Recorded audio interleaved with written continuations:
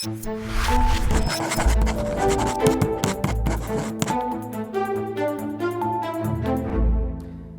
have long used their pardon power for often unpopular decisions. But in almost every example before now, these decisions were limited and at the very end of their term as they were about to exit office.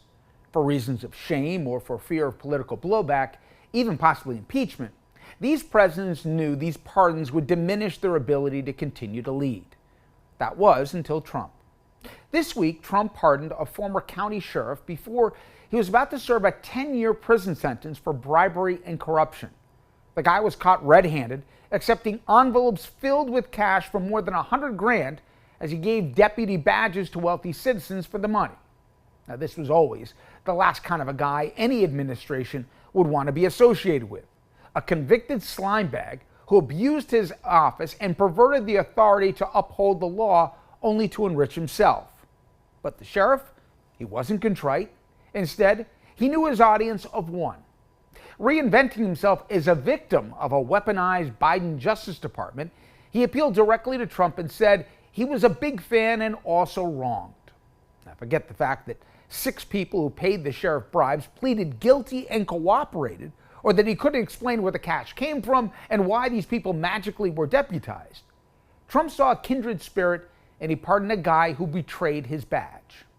He hardly was a one of one.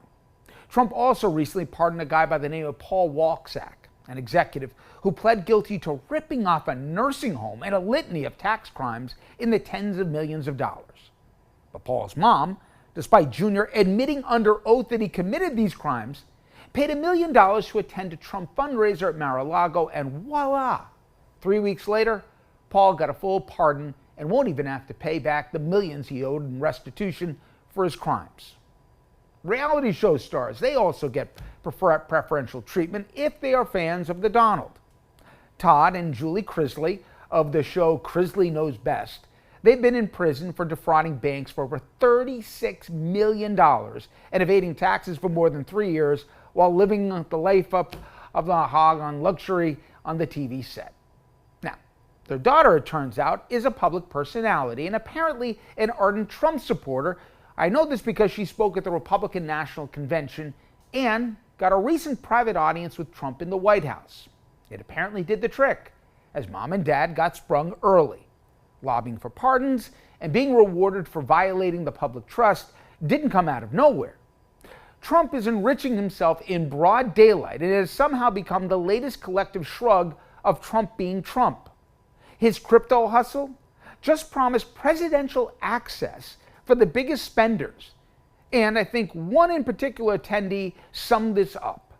Justin Sun, a China-born attendee, and if I digress, I thought we weren't playing well with the Chinese. Anyway, he recently purchased nearly $20 million of Trump's meme coin, making him the largest holder of the previously worthless token. Sun said that he was grateful for the invite. He probably also was appreciative that the Securities and Exchange Commission under Trump just dropped an ongoing fraud investigation into both him and his company. Funny how these things work out.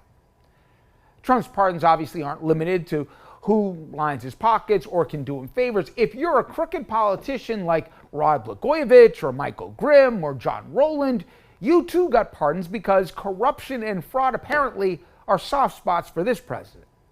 And don't forget about violence in his name. As you know, more than 1,600 rioters from January 6th, including those who we all saw viciously beat cops in broad daylight as they tried to steal an election, they were all pardoned. Among those were pedophiles and domestic abusers. Now Trump is mulling extending the same get-out-of-jail-free card to the lunatics in Michigan who, before the last election, attempted to kidnap and torture the governor there, Gretchen Whitmer. To Trump, the power of the pardon is a cudgel to reward acolytes and pervert the rule of law. And for those in the grand old party, who for generations pride themselves on being the party of law and order, they've allowed Trump's corruption to be mainstreamed. And I shudder to think how much further he may go in the next 3 years. Shame on them.